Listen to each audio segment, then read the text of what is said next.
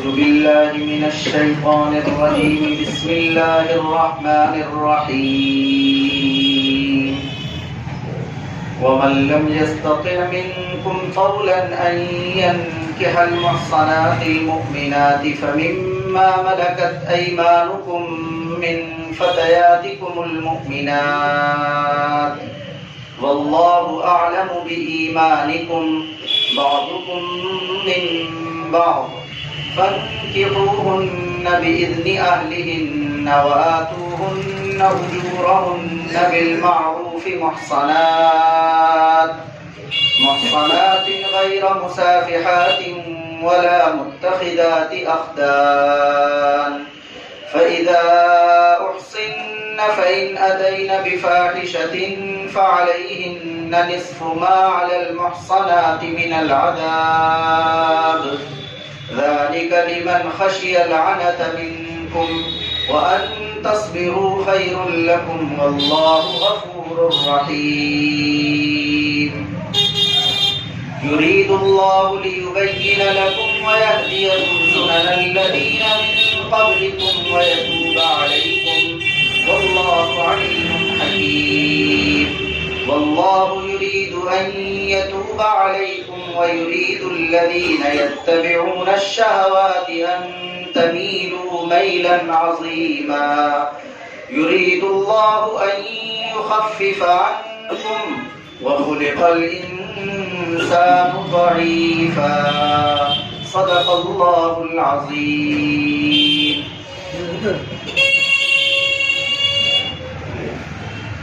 اور تم میں سے جو لوگ یہ طاقت نہ رکھتے ہوں کہ آزاد مومن عورتوں سے نکاح کریں تو ان کو چاہیے کہ اپنی ایمان والی باندیوں سے نکاح کر لیں، اور اللہ تعالیٰ تمہارے ایمان سے خوب واقف ہے. تم ایمان کے اعتبار سے ایک دوسرے ہی سے تو جڑے ہوئے ہو، تو تم باندیوں سے نکاح کر لیا کرو ان کے آقا لوگوں کی اجازت سے، اور ان باندیوں کو ان کے مہر دستور کے مطابق ادا کیا کرو. وہ باندیاں بھی نکاح کی قید میں آنے کا ارادہ رکھنے والی ہوں، مستی نکالنے والی اور چوری چھپے دوستی یاری گانٹنے والی نہ ہوں. پھر جب وہ بھی نکاح کر کے ایک گھر کی پابند ہو جائیں، پھر اگر ان سے زنا جیسی کسی برائی کا صدور ہو تو ان کی سزا آزاد عورتوں کے مقابلے میں آدھی ہے. یہ باندیوں سے نکاح کرنے کی اجازت ان لوگوں کے لیے ہے جو تم میں سے تکلیف میں یا نقصان میں مبتلا ہونے سے ڈرتے ہوں، اور تم صبر کرتے رہو تو تمہارے حق میں بہتر ہے. اللہ تعالیٰ بہت مغفرت کرنے والا رحم کرنے والا ہے. اللہ یہ چاہتا ہے کہ وہ تمہارے سامنے قوانین کھول کر بیان کر دے اور تمہیں تم سے پہلے لوگوں کے سیدھی راستے کی طرف رہنمائی کر دے اور تمہاری طرف متوجہ رہے. اللہ تعالیٰ خوب جاننے والا حکمت والا ہے. اور اللہ یہ بھی چاہتا ہے کہ وہ تمہاری توبہ قبول کرے، اور وہ لوگ جو خواہشات کے پیچھے پڑے رہتے ہیں یہ چاہتے ہیں کہ تم بھی ان کی طرح غلط راستے کی طرف پوری طرح جھک جاؤ. اللہ چاہتا ہے کہ تمہارے لیے قوانین میں آسانی پیدا کرے، اور انسان کو تو بڑا کمزور پیدا کیا گیا ہے. آج کا سبق ہے سورہ نساء کی آیت نمبر 25، 26، 27، 28.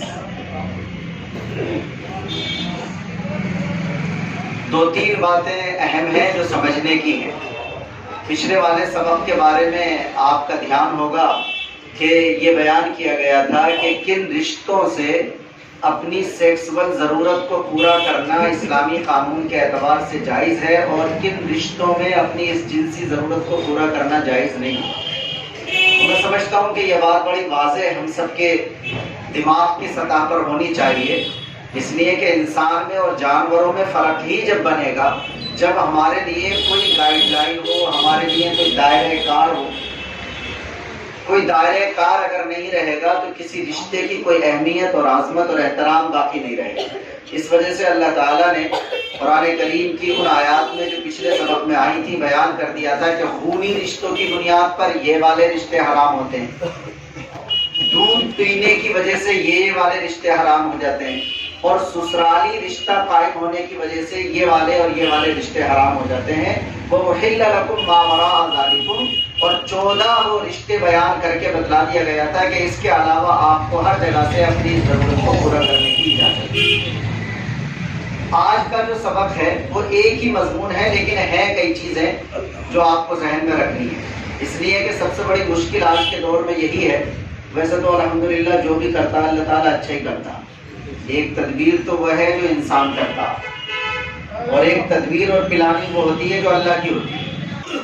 وجہ یہ ہے کہ آج کل باقاعدہ پورا حملہ ہے کسی طرح کے مسلمانوں کے ذہن میں یہ بٹھا دیا جائے، خاص طور سے خواتین کے ذہن میں بٹھا دیا جائے، نکاح کے مسئلے کو لے کر کے ایک سے زیادہ شادیوں کی اجازت مردوں کو دے دی، طلاق کے مسئلے کو لے کر کے انہیں طلاق کی اجازت دے دی۔ یہ مختلف ایشوز ہیں جن کو لے کر کے یہ بٹھانے کی کوشش کی جاتی ہے کہ اللہ کا یہ جو قانون بتایا جاتا ہے قرآن میں یہ ظالمانہ ہے، غیر منصفانہ ہے، اس میں اس طرح کی چیزیں بیان کی گئی ہیں جس پر اعتراض ہوتا ہے۔ ان میں سے آج ایک اہم ہے جو اگرچہ اتنا آج کل ہائی لائٹ نہیں کیا جاتا، وہ ہے باندی کا مسئلہ۔ آپ نے پڑھا اور سنا ضرور ہوگا۔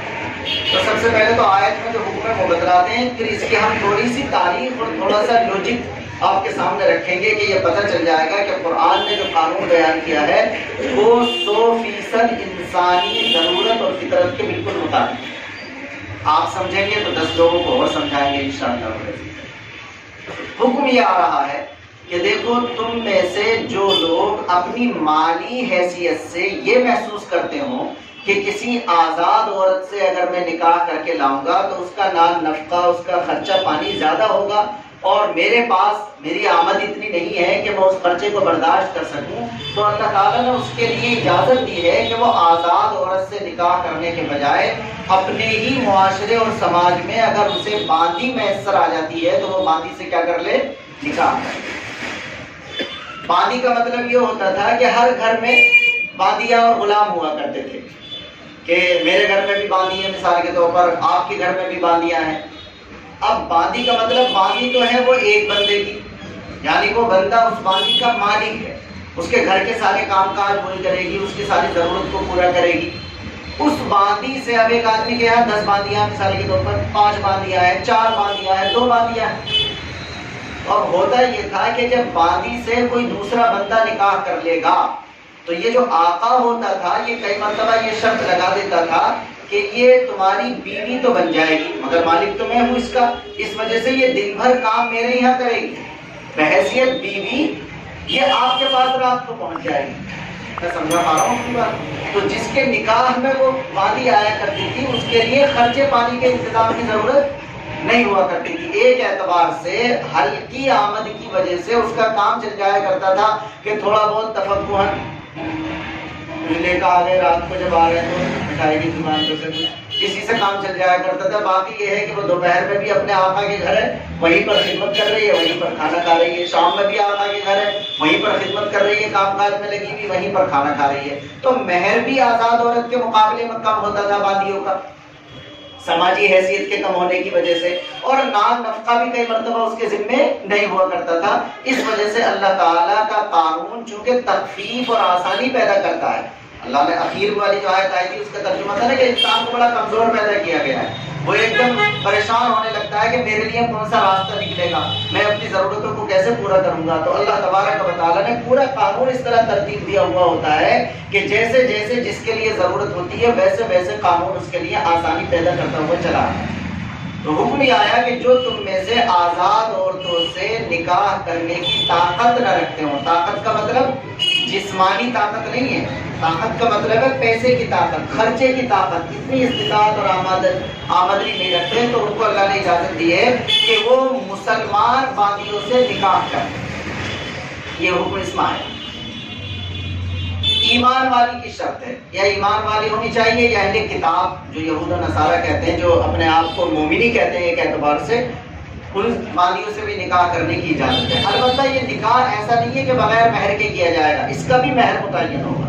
اس لیے کہ نکاح کے اندر مہر لازمی چیز ہے، مہر اس کا بھی متعین کیا جائے گا۔ البتہ اگر کسی کی بیٹی سے ہم نکاح کرتے ہیں تو اس کا ولی اس کا باپ ہوتا ہے، اس کا ولی اس کا بھائی ہوتا ہے، اس کی اجازت چاہیے ہوتی ہے۔ اور اگر باندی سے نکاح کیا جائے گا تو پھر اجازت کس کی لینی پڑے گی؟ اس کے آقا کی لینی پڑے گی۔ آپ خود غور کریں، جس کی باندی ہے اس کی اجازت کے بغیر اگر ہم نکاح کر رہے ہیں تو بظاہر ایسا لگ رہا ہے جیسے نکاح کر رہے ہیں، اور حقیقت میں ایسا لگ رہا ہے جیسے اندر خانہ کوئی سیٹنگ بٹھا دی ہے۔ اور چونکہ باندیوں کے لیے زنا کے مواقع زیادہ میسر آتے تھے، ان کو آزاد عورتوں کے مقابلے میں باہر کے نکلنے کا زیادہ کام ہوتا، میں سمجھا پا رہا ہوں۔ اور وہ جو تھرڈ کلاس سماج کے لوگ مانے جاتے ہیں، عام مطلب لوگ اپنی ناجائز ضرورتوں کو ان سے زیادہ پورا کرتے ہیں۔ اسی وجہ سے پوری دنیا کے سماج کی سطح پر اگر آپ دیکھیں گے تو فاحشہ کا کام کرنے والے، طوائف کا کام کرنے والے جو لوگ ہوتے ہیں یا خواتین، وہ عام طور پر لوور کلاس کی بچیاں ہوتی ہیں جو کسی طرح الٹے سیدھے دھندوں میں پڑ جاتی ہیں جا کر۔ تو قرآن کریم نے 2 لفظ لکھے ہیں کہ تمہیں نکاح کرنے کی تو اجازت دی جا رہی ہے، لیکن تمہاری نیت درست ہونی چاہیے۔ تم بھی یہ سمجھ رہے ہو کہ میرے پاس اتنے پیسے تو ہے نہیں کہ میں آزاد عورت سے نکاح کر سکوں، اس کا خرچہ اٹھاؤں، اور اگر باندی سے بھی نکاح نہیں کروں گا تو ممکن ہے میں زنا میں پڑ جاؤں۔ تو زنا سے بچنے کے لیے یہ بیچ کا راستہ اللہ تعالیٰ نے دیا کہ تم کم خرچے والی خاتون سے نکاح کر لو، یعنی باندی سے نکاح کر لو۔ تو تم بھی بالکل اپنی جگہ زنا کا ارادہ نہیں ہونا چاہیے، باقاعدہ نکاح ہونا چاہیے۔ اور اس باندی کے لیے بھی یہ قانون بنایا گیا، غیر مصافحات ولا متخذات اخدان، وہ بھی مستی نکالنے والی نہ ہو، صرف انجوائے کرنے والی نہ ہو، صرف ٹائم پاس کرنے والی نہ ہو کہ اپنے آقا کو بتایا بھی نہیں اور کسی سے سیٹنگ کر لی اور نکاح کاٹ لیا، یہ بھی نہیں ہونا چاہیے۔ آقا کی اجازت ہو اور صرف یہ ارادہ کریں کہ ہاں لائف ٹائم ہم اس کے نکاح میں انشاءاللہ رہیں گے۔ غیر مصافحات کا مطلب ہے کہ صرف ٹائم پاس کرنے والی نہ ہو، ولا متخذات اخدان، اور نہ ہی چوری چھپے دوستی یاری کاٹنے والی ہو۔ آپ محسوس کر رہے ہیں اللہ کا قرآن لکھا ہے ان لفظوں کو، اس لیے کہ دنیا میں آپ دیکھیں گے تو اس طرح کے دھندا کرنے والی خواتین 2 طرح کی ملیں گی، زمانے جاہلیت میں بھی، اس سے پہلے کی تاریخ میں بھی، آج کی تاریخ میں بھی۔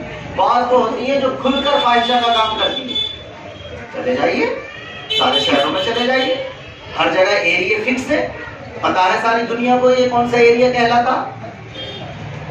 تو وہ آدمی غیر مصافحات میں کہ یعنی جو بالکل کھلے عام اسی کام کو انجام دے رہی ہوتی ہے، لیکن اس کا مطلب یہ نہیں ہے کہ جو کھلے عام زنا کی طرف چلی جاتی ہیں وہی زنا کی طرف جاتی ہیں، بلکہ ان گھرانوں میں بھی جو عزت دار گھرانے مانے جاتے ہیں، خفیہ دوستیوں کا تعلق ان گھرانوں میں بھی پایا جاتا ہے۔ وہ اللہ نے اگلے لفظ میں ذکر کیا ولا متخذات اخدان، نہ تو وہ کھلے عام اس طرح کاروبار کرنے والی ہونی چاہیے اور نہ ہی وہ چوری چھپے اپنی یاری اور دوستی کاٹنے والی ہونی چاہیے۔ تو اس بندے کو بھی ذمہ دار بنایا جا رہا ہے کہ باندی سے نکاح کرنے کی اجازت ہے، لیکن زنا کے طور پر نہیں، باقاعدہ نکاح کا ارادہ کرے۔ اور ان باندیوں کو بھی یہ حکم دیا جا رہا ہے کہ وہ بھی صرف ٹائم پاس والی اور یاری اور دوستی بنانے والی نہ ہو، بلکہ لائف ٹائم اس کے نکاح میں رہنے کا ارادہ کر کے باقاعدہ اس سے اپنا رشتہ بنانے والی۔ یہ ہمارا آج کا جو حکم ہے، آیت کا قانون مکمل ہو گیا۔ ایک قانون اس میں اور بیان کیا گیا ہے کہ اگر وہ عورتیں جو باندی ہیں اور آپ کے نکاح میں آ گئی، اگر خدا نخواستہ ان سے زنا جیسا کوئی گناہ سرزد ہو جاتا ہے تو اللہ تعالیٰ کا قانون یہ سارے مسائل میں، جیسے خرچہ پانی باندی کا آزاد کے مقابلے میں کم ہوتا ہے، یعنی جیسے فضیلتیں آزاد کے مقابلے میں باندی کی کم ہوتی ہیں، ویسے ہی جو رزق اور خطرہ آئے گا وہ بھی آزاد کے مقابلے میں کیا ہو جائے گا، اس کا کم ہو جائے گا۔ یعنی اگر آزاد مرد و عورت زنا کا جرم کریں گے تو ان کی سزا ہے 100 کوڑے مارنا، تو اگر باندی سے یا غلام سے زنا کا گناہ صادر ہو جائے گا تو اس کی سزا 100 کے بجائے 50 کوڑے مارنا ہوگی۔ یہ اللہ تعالیٰ نے رکھا ہے کہ جیسے فضائل کے اندر ان کا درجہ کم ہے، ویسے ہی جو سختیاں اور خطرات اور سزائیں آئیں گی تو ان میں بھی ان کا درجہ کیا ہو جائے گا، کم ہو جائے گا۔ یہ 2 قانون آج کی ان آیات میں ہمارے سامنے موجود ہے۔ لیکن اب ذرا غور سے سنیے گا، جو اعتراض ہے اسلام پر ایک اعتراض یہ ہے کہ اسلام انسانیت کا احترام نہیں کرتا، اس لیے کہ وہ کچھ لوگوں کو غلام اور باندی بنا کر اپنے آپ مالک بننے کی اجازت دیتا ہے کہ یہ مالک اور آقا ہو گئے اور یہ غلام اور باندی۔ ایک اعتراض۔ دوسرا اعتراض یہ ہے کہ اسلام پھر باندی کی عزت نہیں رکھتا، اس لیے کہ اسلام نے یہ اجازت دے دی اپنے قانون میں کہ اگر کوئی آقا اپنی باندی سے بیوی والا رشتہ قائم کرنا چاہے، میں سمجھا پا رہا ہوں یہی ہے سب تو، یعنی ایک تو یہ ہے کہ باندی میری لیکن میں نے نکاح کر دیا کسی دوسرے سے، تو دوسرا والا جو اس سے صحبت کرے گا، ریلیشن بنائے گا، وہ کس کے نتیجے میں بنائے گا؟ نکاح کے نتیجے میں، جیسے باقاعدہ آزاد عورت سے بھی بنایا جاتا ہے۔ لیکن اگر میں اپنی باندی کسی دوسرے کے نکاح میں نہ دوں بلکہ میں اسے اپنے پاس ہی رکھوں اور اسی سے میں بیوی والا رشتہ قائم کرنا چاہوں بطور آقا، تو اسلامی قانون میں اس کی بھی اجازت ہے، جو آپ نے پڑھا ہوگا اور آپ کو معلوم ہوگا کہ اپنی باندی سے آقا کو صحبت کرنے کی کیا ہے؟ اجازت۔ تو دوسرا اعتراض اسلام پر یہ کیا جاتا ہے کہ یہ اسلام کا قانون آقا کو اجازت دیتا ہے کہ وہ اپنی باندی سے کیا کر لے؟ صحبت کرے، بیوی والا رشتہ قائم کرے، دوسرا اعتراض۔ اور تیسرا اعتراض یہ ہے کہ چلو ہم مان لے صحبت کرنے کی اجازت دے رہا ہے، لیکن صحبت کرنے کے لیے نکاح بھی ضروری نہیں، بغیر نکاح کے ہی باندی سے صحبت کرنے کی کیا ہے؟ اسلامی قانون میں اجازت۔ دوسرا والا اگر صحبت کرے گا تو نکاح کے ذریعے سے کرے گا، لیکن اگر اپنا آقا ہی اپنی باندی کے ساتھ صحبت کرنا چاہے تو اسے نکاح کرنے کی کوئی ضرورت؟ سو رہے ہو کیا؟ تین اعتراض ہیں۔ نمبر ایک، اسلام انسانیت کا احترام نہیں کرتا بلکہ بعض مرد و عورت کو وہ غلام اور باندی بنا لیتا ہے، زیادتی کرتا ہے ان کے ساتھ۔ نمبر دو اعتراض یہ ہے کہ اسلام نے آقا کو یہ اجازت دے رکھی ہے کہ وہ اپنی باندی سے بیوی والا رشتہ بنائے۔ نمبر تین، چلو اجازت دے رکھی ہے ہم مان لیں، لیکن اس نے اجازت دینے میں نکاح بھی ضروری نہیں رکھا، بغیر نکاح کے ڈائریکٹ بیوی والا رشتہ بنانے کی کیا دے دی؟ اجازت۔ یہ تین اعتراضات ہیں جو اس سلسلے میں ہمارے سامنے تاریخ، اتنی موٹی موٹی کتابیں لکھی گئی ہیں اعتراضات پر، لیکن آپ صرف 10 سے 15 منٹ میں سمجھ لیجیے۔ نمبر ایک، اسلام پر یہ اعتراض کہ اسلام نے غلامی کا رواج ڈالا یا مرد اور عورت کو غلام اور باندی بنایا، یہ تاریخ سے ناواقفیت کی علامت ہے۔ یہ رواج اسلام نے نہیں بنایا، بلکہ جس زمانے میں اسلام کا قانون آ رہا تھا، قرآن کریم نازل ہو رہا تھا، جناب رسول اللہ صلی اللہ علیہ وسلم دنیا میں تشریف لائے تھے، اس سے پہلے ہی پوری دنیا میں غلامی اور باندی، غلام اور باندی کا رواج تھا۔ لہذا یہ الزام لگانا کہ یہ اسلام نے گویا لوگوں کو غلام بنانے کی ترغیب دی اور باندی بنانے کی ترغیب دی، تاریخی اعتبار سے اس سے بڑا جھوٹ اور فریب اور فراڈ کوئی نہیں ہو سکتا۔ ہاں، ہم یہ ضرور کہیں گے، بہت غور سے سنیں بات، کہ جن لوگوں نے بھی یہ رواج بنا لیا تھا کہ بھئی جو قیدی ان کے پاس آتے ہیں ان کو غلام اور باندی بنا کر تقسیم کر دیا جائے، یہ کوئی غیر معقول اور بری چیز نہیں تھی، بلکہ سوچ بچار کر کے اگر دیکھا جائے تو سماج کو چلانے کے لیے یہ ایک معقول چیز تھی۔ اس کے علاوہ کسی بھی آپشن کو اگر ہم قبول کرتے تو شاید ہمارے لیے، یہ پورے سماج کے لیے یہ بات مناسب نہ رہتی۔ ابھی بات سمجھ نہیں آئی، میں تفصیل بتاتا ہوں۔ ہوتا یہ تھا کہ جنگیں ہوتی تھی، اس ملک کی لڑائی اس ملک سے ہوگی، اس قوم کی لڑائی اس قوم سے ہوگی۔ اب جب ایک قوم دوسری قوم سے، ایک ملک دوسرے ملک سے، ایک لشکر دوسرے ملک لشکر سے لڑے گا تو اس کا نتیجہ یہ نکلے گا کہ ایک جیت جائے گا اور ایک ہار جائے گا۔ تو ہوتا یہ تھا کہ جو جیت جایا کرتے تھے ان کے قبضے میں ہارنے والوں کے سامان بھی آ جایا کرتے تھے، ہتھیار بھی آ جایا کرتے تھے، اور کچھ لوگ ان کے مر جایا کرتے تھے اور کچھ لوگ بچ جایا کرتے تھے۔ میں تیسری بار ٹوک رہا ہوں، جب جنگ ہوگی دو لشکروں میں تو ایک جیت جائے گا اور ایک ہار جائے گا۔ جو جیتے گا اس کے قبضے میں جو ہارا ہے اس کا سارا سامان آ جائے گا۔ پتہ چلا کہ صاحب 10,000 کا لشکر تھا، 5,000 تو مارے گئے اور 5,000 بچ گئے۔ اب لیکن یہ جو 5,000 بچے ہیں یہ اس پوزیشن میں نہیں ہے کہ یہ جیتنے والے لشکر کے خلاف کھڑے ہو سکیں، مقابلہ کر سکیں۔ اب یہ ان پر ہم نے کر لیا قبضہ، جیسے ان کے گھروں پر قبضہ کر لیا، جیسے ان کے ہتھیاروں پر قبضہ کر لیا، ویسے ہی ان کے جو 5,000 لوگ بچے یا مرد و عورت، ان پر بھی کیا کر لیا؟ قبضہ کر لیا۔ اب یہ جو 5,000 لوگ، یہ اسلام سے پہلے سے یہ تاریخ، یہ مت سمجھیے کہ اسلام کی ہے، اسلام سے پہلے سے یہ چل رہا ہے۔ جب یہ 5,000 لوگ کسی کے قبضے میں آ گئے تو اب ہمارے پاس آپشن کیا ہے ان کے لیے؟ نمبر ایک، ان سب کو قتل کر دیا جائے، دشمن ہے۔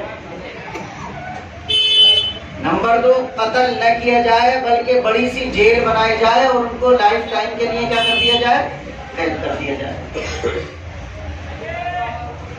ان دو آپشن پر اگر آپ غور کریں تو آپ خود اس بات کو محسوس کریں گے کہ قتل کرنا بھی ظالمانہ انداز معلوم ہوتا ہے، اس لیے کہ جب ہم نے دشمن سے جنگ کی تھی تو اس وجہ سے کی تھی کہ وہ ہمارے مقابلے پر آ رہا تھا، یا مثال کے طور پر وہ ظلم کر رہا تھا، فساد مچا رہا تھا، تو فتنے اور فساد کو یا ظلم کو ختم کرنے کے لیے ہم نے اس سے جنگ کی۔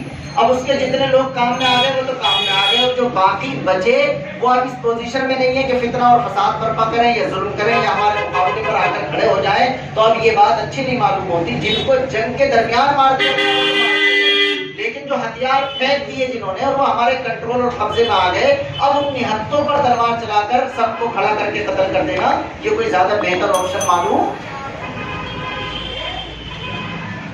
لہذا قتل والی صورت اختیار کرنا ہی مناسب۔ یہ جو میں دیکھ رہا ہوں نا بار بار، کہ اس وجہ سے کہ آپ یہ محسوس کریں کہ میں کچھ بتانے کی کوشش کر رہا ہوں، اور میں یہ سوچ رہا ہوں کہ اسلام کے بارے میں جو یہ اعتراض کی چیزیں یہ بڑی کلیئر ہو جائے ہمارے ذہن میں، تو اس آپشن پر بھی عمل کرنا مناسب معلوم نہیں ہوتا۔ دوسرا آپشن کیا ہو سکتا تھا کہ جیل بنائے اور اس میں ہم انہیں ڈال دیں۔ اب آپ خود اندازہ کریں کہ جیل کی سزا پر میں اس سے پہلے بات کر چکا ہوں، 5000 لوگ، ان کے کھانے پینے کا کون انتظام کرے گا؟ ان کے لیے جیل کون بنائے گا؟ ہمارا ملک یا کسی کا بھی ملک وہ کیوں اتنا پیسہ خرچ کرے گا اس بات پر کہ فری میں ساری زندگی 5000 لوگوں کے کھانے پینے کا انتظام کرے گا؟ بھائی ملک کا جو خزانے کا ہے، وزارت جو خزانہ ہے جس میں پیسہ رکھا ہوا ملک کا، وہ کتنا تو انہیں پر خرچ ہوتا چلا جائے گا۔ ہم نے تو گویا انہیں گیسٹ بنا لیا کہ ہم ایک مہمان خانہ بنا رہے ہیں آپ کے لیے، آپ اس پر رہیے، آپ کو کوئی کام دھام نہیں کرنا، اور ساری زندگی ہم آپ کو کھانا پلانے کا انتظام کر رہے ہیں۔ تو اس سے بڑا بے وقوفی والا آپشن کیا ہو سکتا تھا؟ تو اس کو بھی نہیں اختیار کیا جا سکتا۔ تیسرا یہ ہو سکتا تھا کہ ان کو چھوڑ دیا جائے،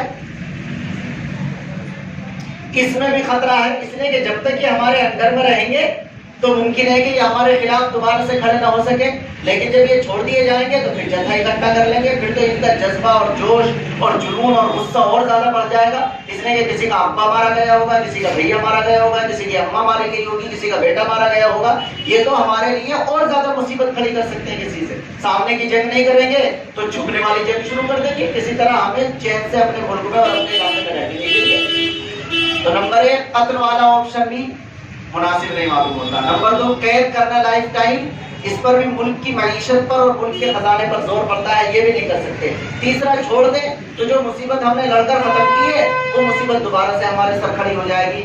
اس سے زیادہ بہتر کوئی آپشن ہو ہی نہیں سکتا کہ ان 5000 مرد عورت کو اپنے پورے شہریوں میں 2-2 3-3 1-1 4-4 کر کے کیا کر دیا جائے؟ تقسیم کر۔ یہ جو تقسیم کر کے دے دیا جاتا تھا تو جس گھر میں 4 بندے بھیج دیے گئے تقسیم کے اعتبار سے، 2 لڑکے 2 لڑکی مثال کے طور پر، تو اس کا مطلب ہے 2 غلام ہو گئے اس گھر میں اور 2 باندھی ہو گئے۔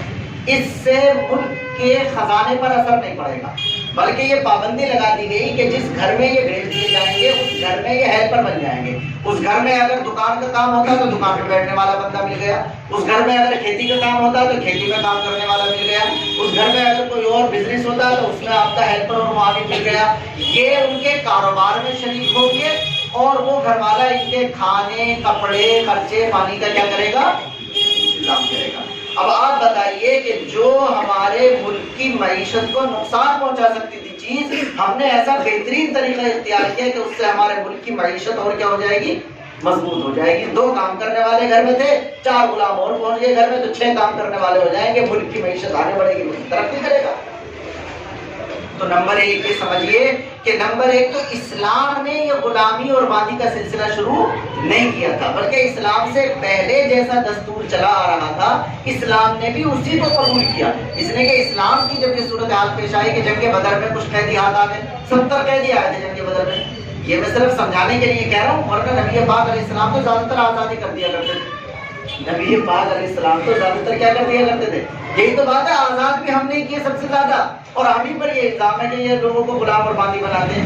بھائی جنگ بدر کے قیدی آئے تھے 70، سب کو معلوم ہے، تھوڑا سا ان سے فدیہ لیا گیا کہ اتنے پیسے اتنے درہم اتنے سکے جمع کر دو اور چلے جاؤ، اور جن کے پاس کچھ بھی نہیں تھا ان سے کہا گیا کہ تم بچوں کو پڑھنا لکھنا سکھا دو، تمہیں بھی چھوڑ دیا جائے گا۔ میں اس تاریخ میں نہیں جا رہا، اس لیے کہ درس مجھے پورا کرنا ہے۔ یہ اللہ کے نبی نے تو بڑے احسانات کیے، فتح مکہ میں آپ چاہتے تو سب کو تہہ تہہ کر دیتے، سب کو قتل کروا دیتے، لیکن اللہ کے نبی نے فدیہ تک نہیں دیا، فرمایا لا تسریب علیکم، جاؤ تم آزاد ہو سب کے سب، کسی کو بھی غلام نہیں بنایا۔ تو یہ تو تاریخ آپ پڑھیے گا، میں بس اتنا اشارہ کر رہا ہوں کہ یہ جو الزام ہے کہ اسلام نے شروعات کی ہے غلامی کی اور باندی بنانے کی، اس کا اسلام کی شروعات سے کوئی تعلق نہیں ہے، یہ پہلے سے چلا آ رہا تھا، اسلام نے بھی اس کو اختیار کر لیا۔ البتہ یہ ضرور ہے کہ اسلام نے بھی اس کو قبول کر لیا اور اسی طرح اپنا کام بڑھانا آگے شروع کر دیا۔ ایک بات ہو گئی مکمل۔ لہذا یہ اسلام پر اعتراض کہ اسلام نے شروع کیا یہ بھی جھوٹ، اور یہ اعتراض کہ اس میں انسانیت کا احترام نہیں ہے یہ بھی غلط، اس لیے کہ اس میں انسانیت کا احترام ہے، ورنہ تو ان کو دشمنی میں آ کر اگر کوئی فیصلہ کیا جائے گا تو قتل کر دیں گے۔ ٹھیک ہے جی حضور، ایک بات مکمل۔ اب چونکہ اگلی بات ہے کہ اسلام نے یہ اجازت دے دی کہ وہ آقا اگر اپنی باندی سے صحبت کرنا چاہے تو کیا کر سکتا ہے، وہ صحبت کر سکتا ہے۔ ذرا اچھی طرح سمجھیے، اس بات کو سمجھنے کے لیے ایک بات اور سمجھیے گا، اسلام نے اس غلامی اور باندی کے سلسلے کو قبول تو کر لیا، لیکن اسلام تو حقیقت میں اس رواج کو ختم کرنا چاہتا تھا۔ اسلام حقیقت میں اس رواج کو کیا کرنا چاہتا تھا، ختم کرنا چاہتا تھا۔ اس کے لیے اسلام کی پوری قانون کی کتابیں آپ پڑھیں گے تو آپ کو اتنے بڑے بڑے عنوان کتابوں میں ملیں گے کہ ان عنوانوں سے یہ پتہ چلتا ہے کہ اسلام ان کو غلام یا باندی رکھنا نہیں چاہتا، بلکہ ان کو کیا کرنا چاہتا ہے، آزاد۔ نمبر ایک تو یہ حکم دیا کہ جس کے گھر جو غلام اور باندی پہنچے گا اس کے لیے لازم ہے جو کھانا کھائے اسی میں سے کھلائے، جو پہنے اسی میں سے پہنائے، جیسے اپنے بچوں کی تعلیم کی فکر کرے ویسے ہی اپنے غلام اور باندیوں کی تعلیم کی بھی فکر کرے۔ یہ اس دور میں کہ جس دور میں غلاموں کو نہ کپڑا دیا جاتا تھا نہ کھانا دیا جاتا تھا، غلاموں کو پہننے کے لیے ناف سے لے کر گھٹنے تک کا ایک کپڑا دیا جاتا تھا جو ان کی علامت ہوا کرتی تھی کہ یہ غلام ہے۔ یہ حضرت بلال وغیرہ سب غلامی تو تھے کافروں کے، اتنا سا کپڑا دیا جاتا تھا۔ اور تاریخ میں یہاں تک لکھا ہے کہ کئی مرتبہ جب ان کافروں کی بڑی بڑی دعوتیں ہوا کرتی تھی تو یہ اپنی کھانے کے بعد شراب پیتے اور شراب کے نشے میں مست جب ہو جاتے تو کئی مرتبہ اپنی محفلوں میں روشنی کرنے کے لیے چراغ نہیں جلاتے تھے، غلاموں میں آگ لگا دیا کرتے تھے۔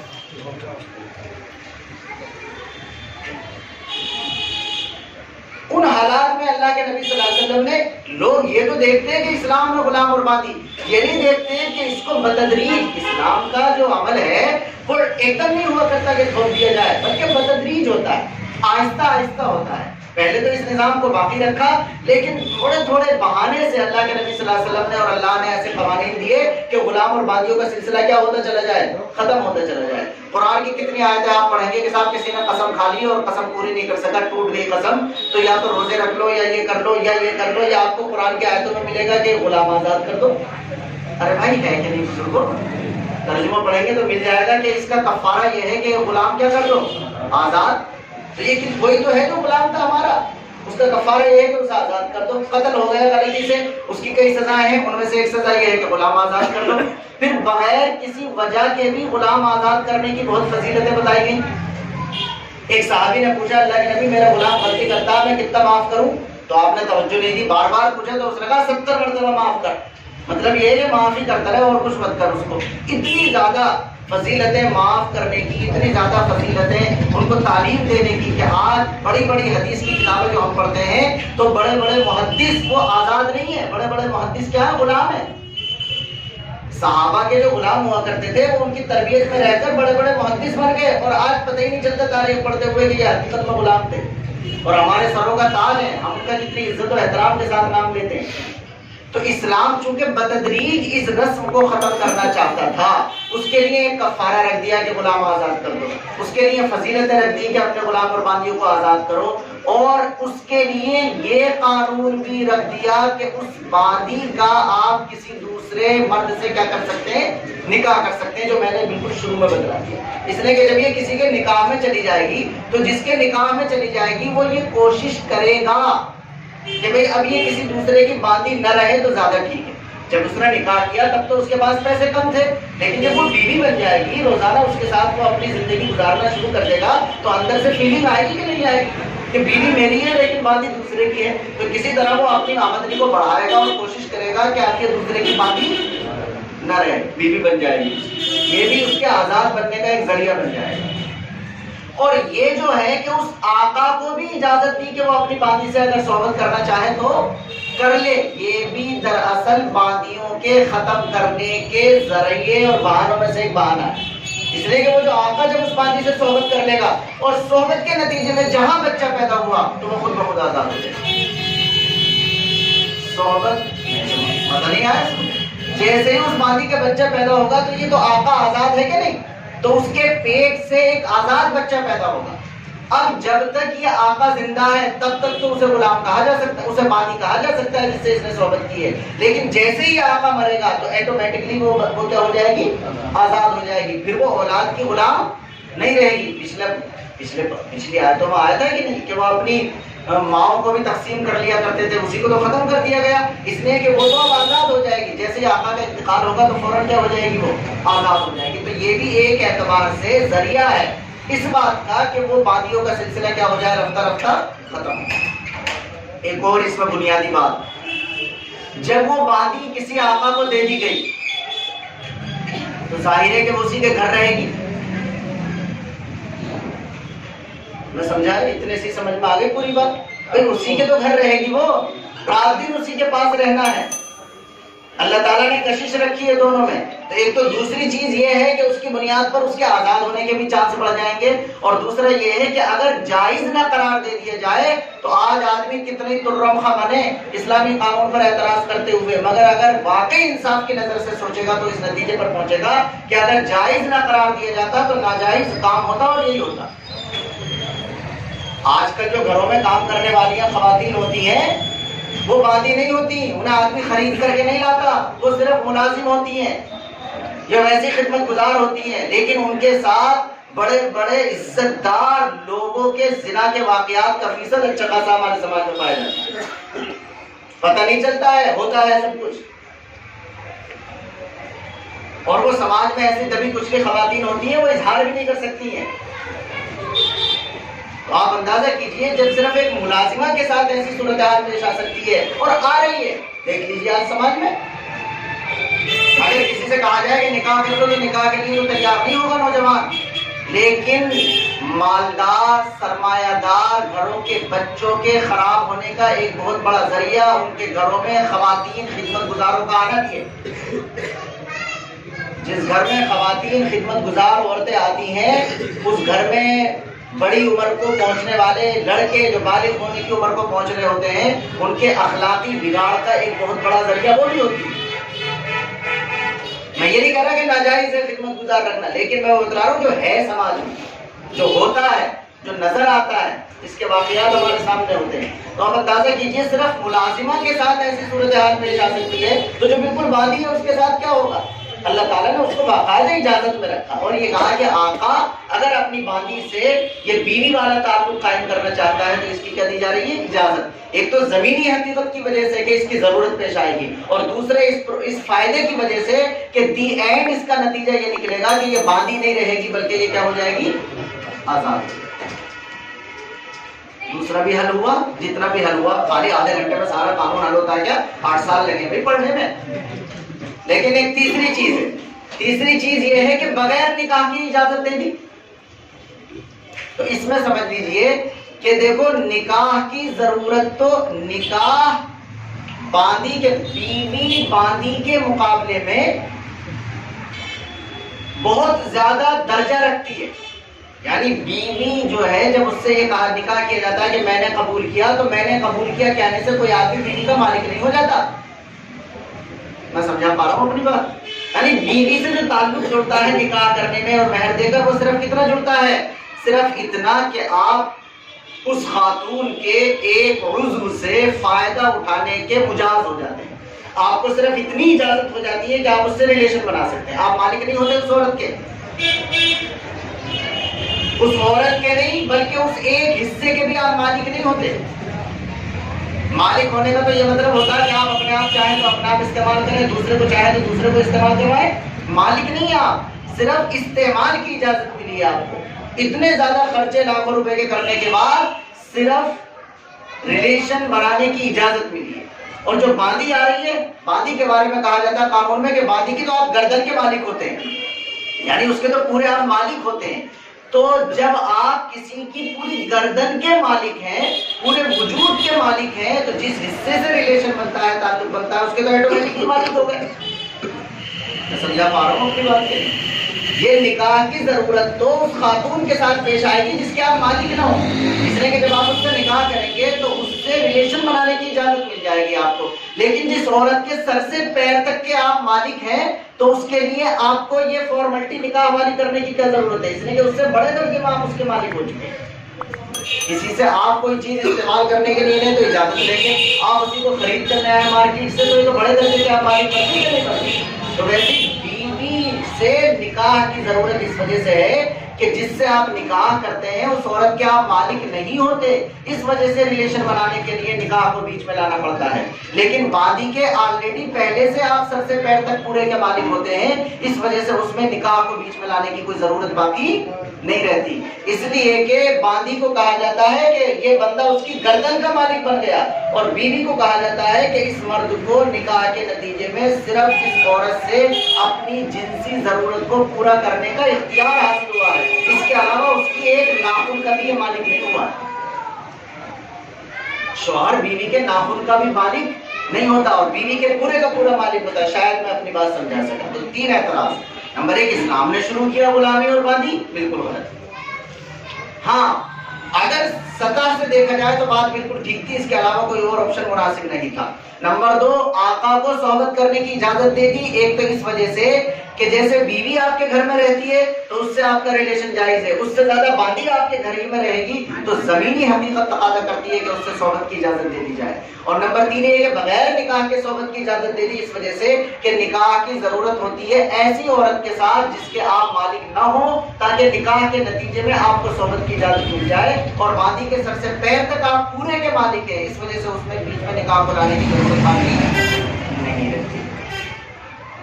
اللہ تعالیٰ نے اس میں یہ اجازت دی، لیکن آج آپ دیکھ رہے ہیں 1400 سالوں میں اب کہیں دکھائی دے رہے ہیں۔ اگر مسلمانوں نے اتنے غلام اور باندی کے سلسلے کو برقرار رکھا ہوتا تو آج بھی ہوتا کہ نہیں ہوتا؟ سارے کا سارا پتہ نہیں کیا کیا ہو رہا ہوتا۔ لیکن آہستہ آہستہ اسلام نے غلامی اور باندی کے رواج کو کیا کر دیا؟ بالکل ختم کر دیا۔ اللہ ارشاد فرماتا ہے جو تم میں سے یہ طاقت نہ رکھتے ہو کہ مومن آزاد عورتوں سے نکاح کر سکیں تو ان کو اجازت ہے کہ اپنی باندیوں میں سے مومن باندیوں سے نکاح کر لیں۔ یہ بھی زمانے جاہلیت میں باندیوں سے نکاح کو برا سمجھا جاتا تھا، تو اللہ نے کہا ایمان کے اعتبار سے تو برابر ہے، ویسی تو باندی اور وہ بن گئی ہے۔ ایک اور سوال رہ جاتا ہے کہ باندی سے تو صحبت کرنے کی اجازت دے دی گئی، لیکن اگر وہ غلام ہے اور اس کے گھر میں آقا عورت ہے، جس گھر میں باندی اور غلام پہنچے اس میں باندی کے بارے میں تو اجازت دے دی کہ آقا اس سے صحبت کر لے گا، لیکن جو غلام پہنچا اسے تو اجازت نہیں ہے کہ نا اپنے آقا کی جو بیوی ہے، اپنی آقا مالکن، اس سے صحبت کرے۔ تو اس کے بارے میں وہی ہے جو اس میں آ چکا ہے اس سے پہلی آیات میں کہ جیسے ایک مرد کو ایک سے زیادہ عورت سے شادی کرنے کی اجازت دی گئی ہے، لیکن ایک عورت کو ایک سے زیادہ مرد سے شادی کرنے کی ایک وقت میں اجازت نہیں دی گئی۔ جو اس کی وجوہات اور فلسفی ہے وہ باقاعدہ پچھلی آیت میں بیان کیا جا چکا ہے، اس لیے کہ جو نظام اللہ تعالیٰ نے انسان کی آبادی کے بڑھانے کا متعین کیا ہے اس سے یہ بالکل فطری طور پر ثابت ہو جاتا ہے کہ جو شخص مرد کے درجے میں ہے، جو نسل انسانی کو بڑھانے کے لیے بیج کا کردار ادا کرتا ہے، اس کے لیے اس بات کی اجازت ہے کہ وہ کاشت کرنے کے لیے ایک سے زیادہ جگہ کا استعمال کرے، لیکن جس میں اس طرح کی اجازت دی جا رہی ہے کہ وہ ذریعہ بنے گی اس کی پرورش کا، اس میں دو پانیوں کا ایک ساتھ ملنا، جس سے یہ پتہ نہ چلے پیدائش کے بعد کہ نسل اس بچے کا کس سے چلے گا، اس کا باپ کون ہوگا، اس کو اجازت اس بنیاد پر نہیں دی گئی۔ ورنہ میں نے ذکر کیا تھا اس سے پہلے بھی کہ یورپ کے کلچر میں جا کر دیکھ لو، وہاں جب بچے بڑے ہو جاتے ہیں تو سنگل مدر، سنگل پیرنٹس کا کلچر وہاں پر چلا ہوا ہے۔ وہ اپنی اماں سے پوچھتا ہے کہ میرا ابا کون ہے، تو اماں بتاتی ہے کہ جن دنوں تو پیدا ہوا میں 4 لوگوں کی ریلیشن میں تھی، ڈی این اے کرانا پڑے گا تیرا، تو کس کا بچہ ہے۔ تو جیسے خاندانی سسٹم یورپ میں برباد ہو گیا اس وجہ سے کہ ایک سے زیادہ مردوں سے ایک عورت تعلق بنا لیتی ہے، اسلام نے اس کو اخلاقی طور پر ناجائز قرار دے دیا، اس لیے کہ یہ انسانی نظام نہیں ہے بلکہ جانوروں کا نظام۔ جانوروں میں نسب نہیں چلتے، کسی بکری کے اگر بچے پیدا ہوتے ہیں تو نسب چل رہا اس کا، انسانوں میں نسب چل رہا۔